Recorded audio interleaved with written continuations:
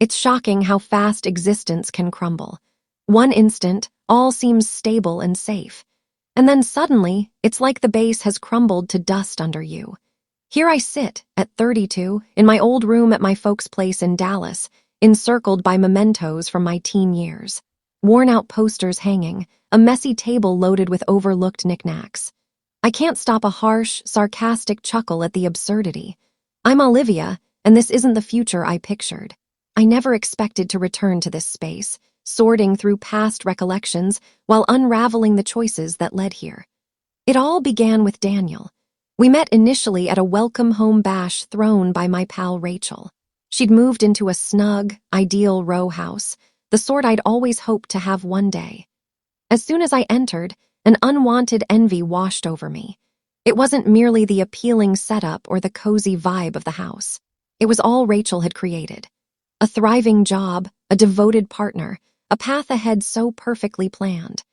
And there I was, unmarried, exhausted from the constant cycle of matchmaking sites and empty chats, beginning to think nobody would ever really bond with me. That's when I spotted him, Daniel. He was separate from the group, tall with dark locks, holding a subtle assurance that attracted others. But what really caught my eye wasn't his demeanor.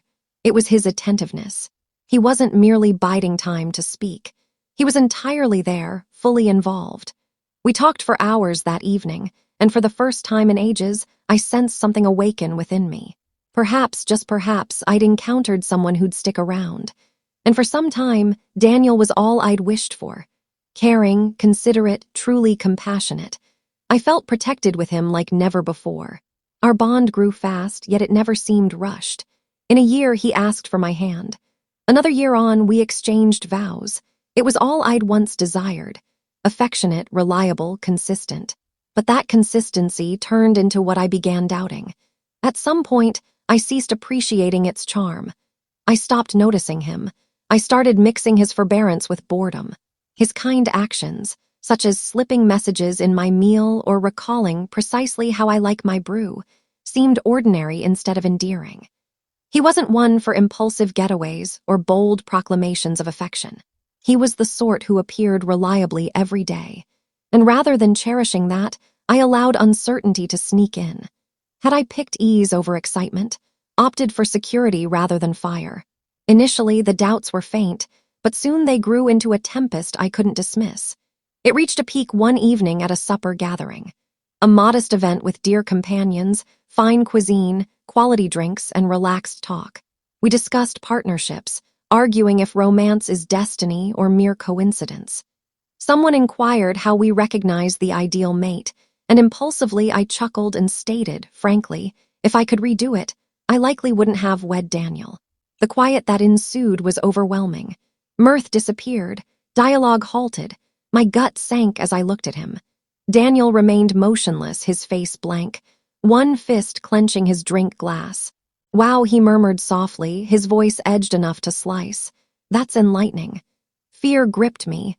I attempted to retract it, frame it as humor, a tasteless remark, but the harm was inflicted. His gaze had changed. No more inviting, but chilly and aloof. He didn't shout. He didn't fight, that evening. He just retired silently without further speech.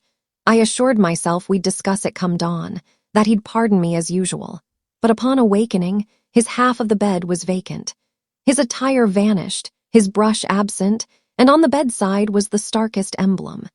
His marriage ring set carefully next to a snapshot from our post-wedding trip. I gazed at it, stunned, attempting to grasp the void that had filled the space. Phone no reply, messaged zilch. I held onto the belief he merely required space, that he'd return after the pain faded, but days became weeks. Then weeks turned into a month. That's when it truly hit. He wasn't returning. And what devastated me wasn't solely his departure. It was how effortlessly he released. While I was still staggering, immobilized by sorrow and remorse, Daniel had started progressing. One day, while strolling in the city center, I glimpsed him at a sidewalk bistro. He was grinning, chuckling, opposite a lady who seemed like all I believed I lacked. Elegant, poised, breathtaking. She exuded the sort of poise that didn't demand notice. And Daniel gazed at her as he once did me, as if she were his entire universe. A rush of feelings overwhelmed me. I yearned to approach, insist he recall our history, to beg for another opportunity. But I refrained because inwardly I knew he was lost. And more painfully, I realized I hadn't truly earned him. Remorse isn't noisy. It's subtle and insidious. It infiltrates the edges of your world until you arise and see you've destroyed something invaluable. I possessed something remarkable and allowed it to escape because I was too obscured by what I imagined I needed. Daniel didn't depart due to ceased affection. He left because he at last acknowledged I wouldn't cherish him as he merited.